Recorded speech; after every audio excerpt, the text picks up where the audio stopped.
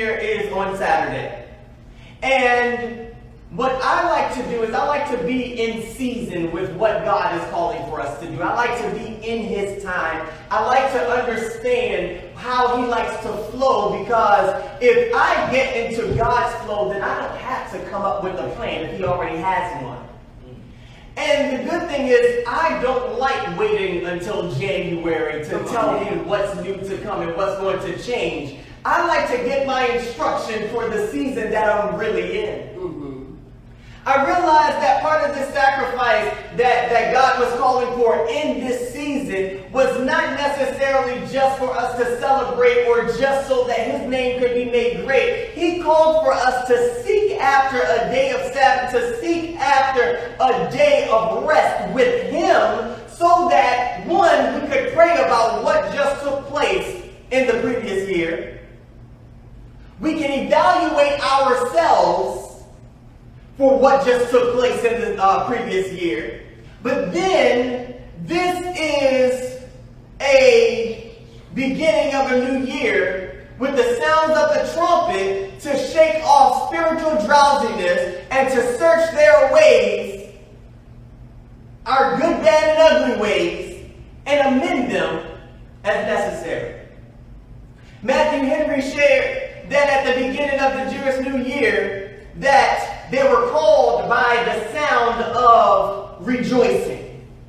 Yet the sound of rejoicing wasn't what we know it to be on January 1st.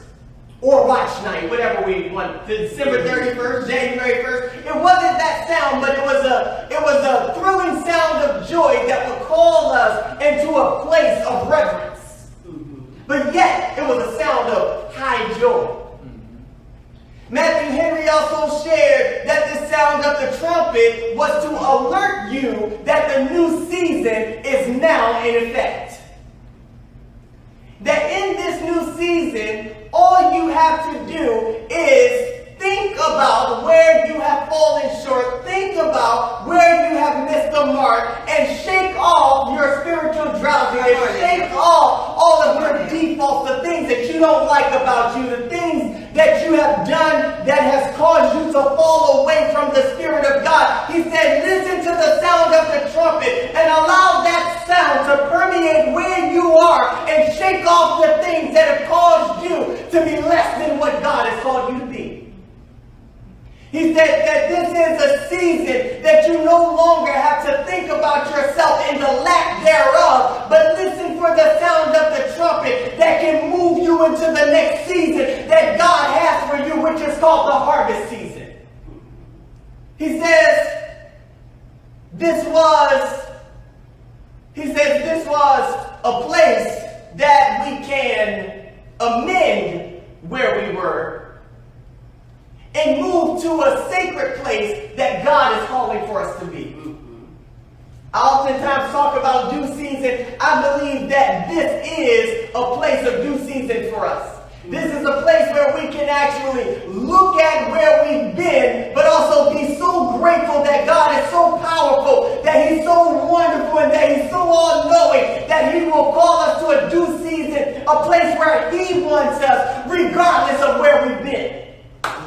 Because some of us have been in some low places where we couldn't see anything because our sight was so full of tears and despair. But when God calls for a new season, He calls to make all things new. Yes, sir. Yes, sir. He wants to renew your vision. He wants to renew your joy. He wants to renew where you've been, and He's not going to erase it. But what He's going to do is call you to a place of celebration that says that the thing that tried to kill me, the thing that tried to take me down, has no power, because I serve a